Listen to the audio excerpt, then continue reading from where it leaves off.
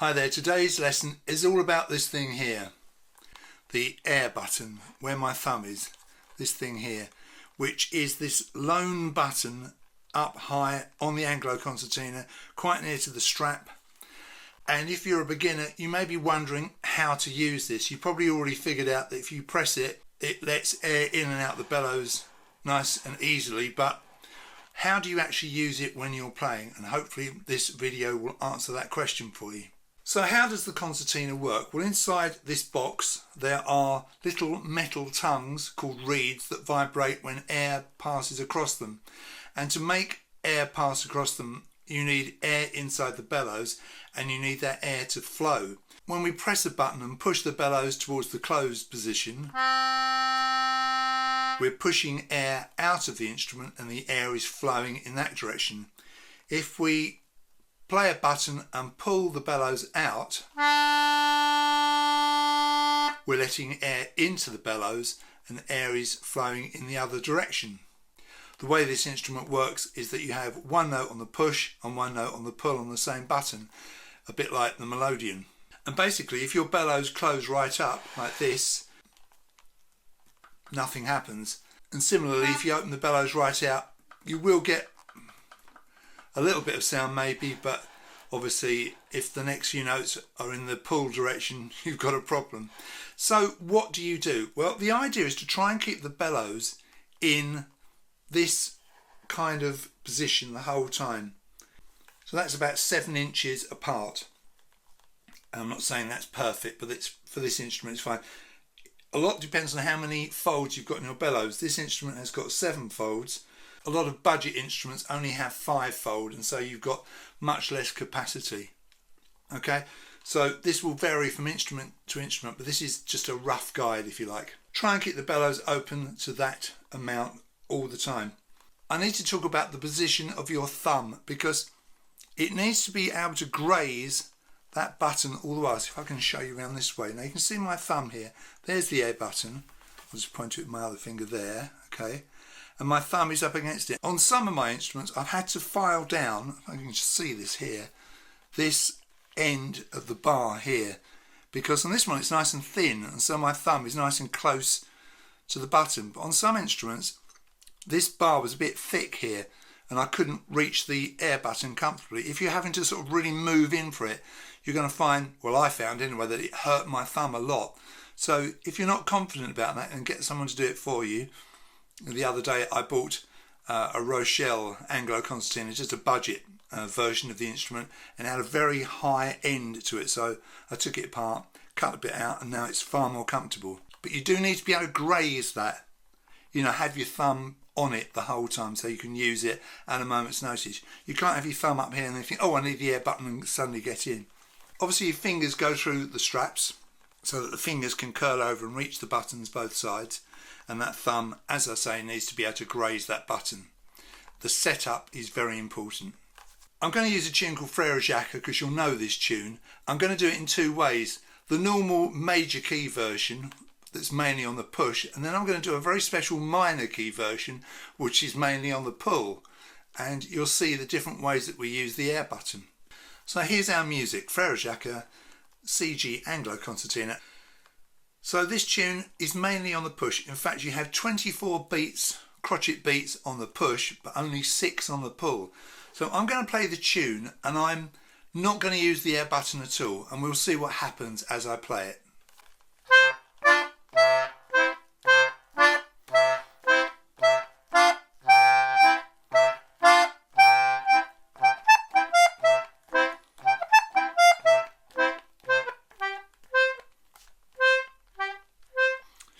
Okay, I managed to get through it just about, but you can hear it was getting very thin towards the end, and look where my bellows ended up, closed.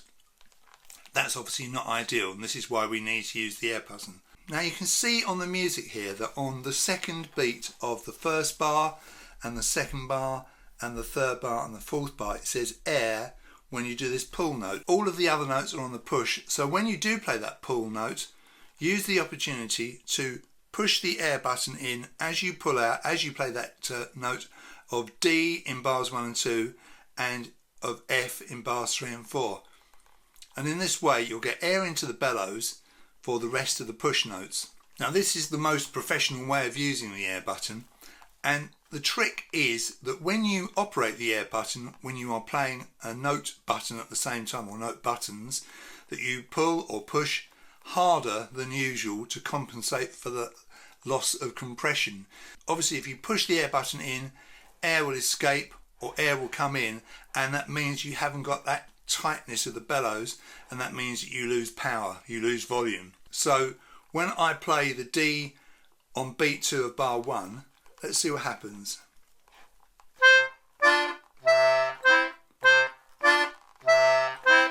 Now there, as I played that D and I pulled out, I just pulled a little bit harder than I pushed for the other notes, and hopefully you didn't hear any loss of volume.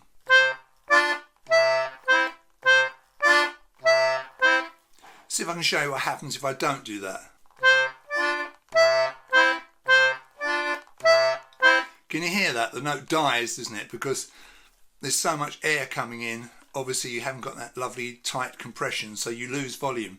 So you do have to pull a bit harder. Same here. Now that is the most professional way of using the air button. And it does take a little bit of sorting out. You do need to practice it. It won't come straight away. It's the hardest thing, I think, about playing the concertina, or the Anglo Concertina, for the beginner to master. In bars 5 and 6, although there are a couple of pull notes, they're on quavers, so you don't really have a chance to use the air button at all. But hopefully, in doing what you've done so far, you've got enough air in the bellows to play these 2 bars. Let's just play them.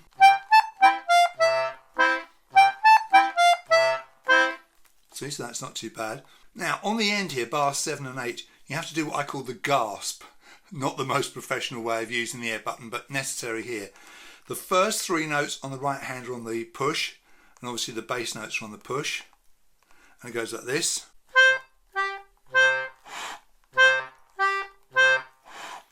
Now you can see what happened there. I played C, G, C. Now the G was on the left hand, notice.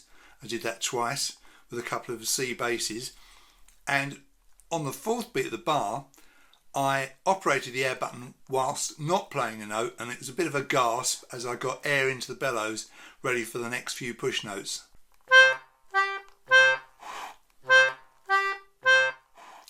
Let's talk about the actual tune and how to play it, what the notes are. In the first bar you have button 6 right hand side push, which is C, finger 1, then the button below, which is button 7, finger 2, pull, and then the same button pushed in will give you an E, and then you come back to the C that you started with. So you've got C, D, E, C. Push, pull, push, push. This is all on the C row, by the way, all on the middle row of the instrument. If you've got a G, D, it'll be the G row. If you've got a B flat F, it'll be the B flat row. The left hand bar 1, you've got little finger on C, which is button number 1, push, and then you have these 2 notes, buttons 3 and 4, same row, fingers 2 and 1, pull, and the notes are D and F, and that goes with the D note in the right hand. The overall feel of that is a G7. Then you do the C bass again on the push, play the same 2 buttons you just played but pushing, you get a C and an E, and that's still a C chord. So the left hand is, and the first 2 bars are the same.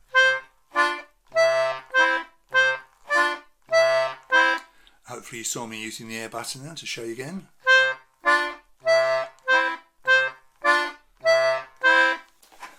Right, I'm giving you a front view of this as well, so hopefully you can see the air button being used and what happens when I do it. Let's play these first 2 bars.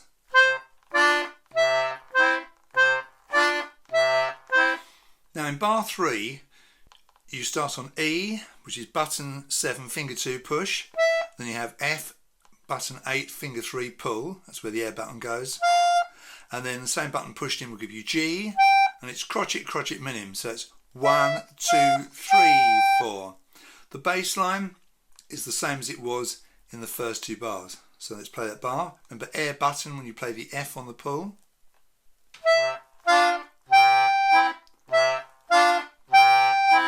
So bars 1 and 2 are the same, bars 3 and 4 are the same. And of course bars 5 and 6 are the same. This is where you can't use the air button.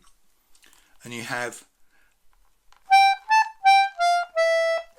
now you have finger 3, button 8, push will give you G, button 9, finger 4, pull will give you A, come back to button 8, finger 3, push for the G, pull out to get the F, same button, same finger, and you don't have to repress the button. Then come back to button 7, finger 2, push for the E, and button 6, finger 1, push for the C. So you have 4 quavers, 2 crotchets. That is 1 and 2 and 3, 4.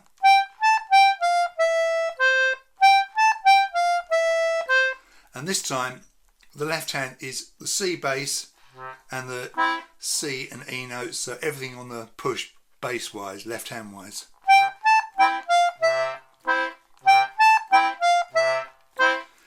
So no air button there, and on the end here, bars 7 and 8, both the same. You have a C note on the right hand, button 6, finger 1, push, and then the tune note is on the left hand side, LH. It's button number 5, and it's finger number 1, push for that G, and then come back to the 2 C notes. So you've got, and then use the air button without playing a note to get air into the bellows, so you can do that bar again.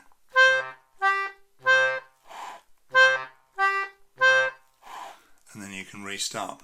Right, so let's just play the whole of that normal version of Frere Jacques from our sheet music. It's too much to squash in on the screen, using our air button as we go.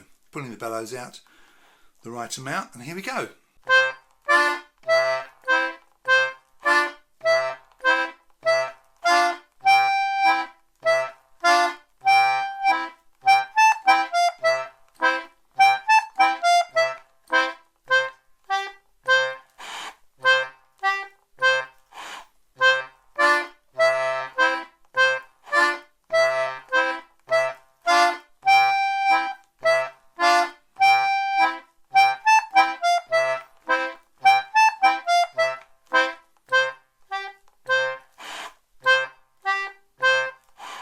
So here's a minor key version of what we've just done, and this time your use of the air button is going to be on the push, not the pull. Basically on the push, your main key on this instrument on the C row is C major, and on the pull it's D minor. So here we're in D minor, all B's would be flattened, although I don't think we actually play any B's in this at all. And let's look at the tune here. In bar number 9 as it is here, we've got button number 7, finger 2, pull. And then we have same button pushed in for the E, button below, finger 3, pull for the F, back to the D on the pull. So you got pull, push, pull, pull. The left hand here, this 8 VA here, means that everything here sounds an octave higher than it's written. Otherwise you'd have loads of stuff up high on ledger lines. It would look awful. So I'll show you which buttons to press. It's very simple. It's button number 3, finger number 3. That's the first note, D. And then you have buttons 4 and 5, fingers 2 and 1, push for the E and the G notes. Like that. So you have pull, push, back to your first pull, your D, and then same buttons you just pressed, just like in the other version, but on the pull, that will give you an F and an A. So you basically have D, E and G, and then D, F and A. So it's basically D minor, C, D minor. And this time, start with the bellows out about 7 inches, and then this time, when you get to the second note of the bar on the right hand, you push the bellows in.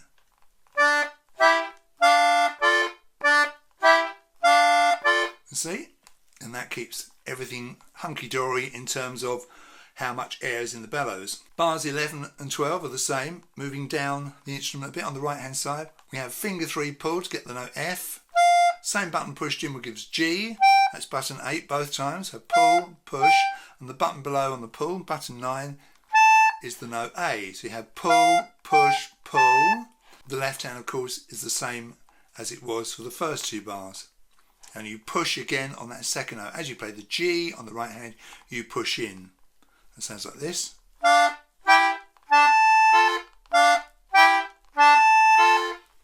Okay, let's play those first 4 bars.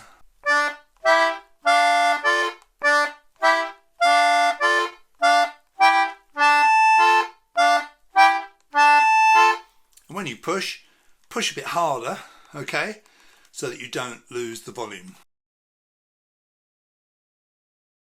So just like in the other version, on these 2 bars, in this case bars 13 and 14, you don't get a chance to use the air button, but you should be okay. For air, let's just play them through.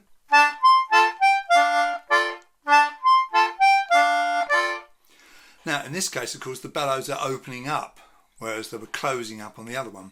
So bar 13, and obviously 14 is the same, little finger on button 9, that's the 4th one down on the right hand side, middle row of course, it's all middle row, and we pull to get the note A, push in on the same button to get the note C, and pull out again to get A. So you have A, C, A, all on the same button. Button above, finger 3 push will give you G, and then pull out on the same button for F, and the button above pulled out will give you D. So 4, 4, 4, 3, 3, 2, they're the fingers. 1 and 2 and 3, 4. It's 4 quavers, 2 crotchets. Like that. And the bass line, you've got no change at all. You've got the D bass, button 3, and you've got the F note and A note buttons 4 and 5. Everything on the pull as far as the left hand is concerned, and no air button in this bar.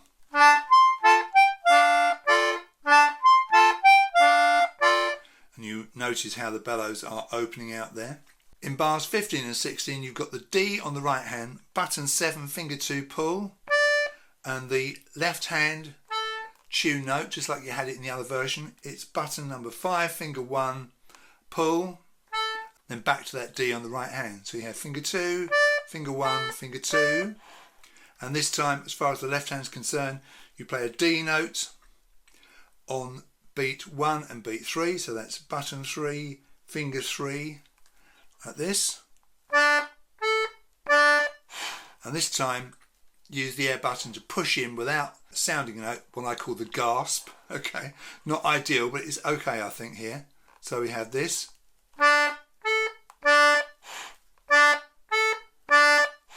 Push in, and then you're ready to go again. So let's play that through a couple of times. The version in D minor. So basically everything is reversed from the previous time. So open up your bellows, the requisite amount, and here we go. So you're using the air button on the push this time.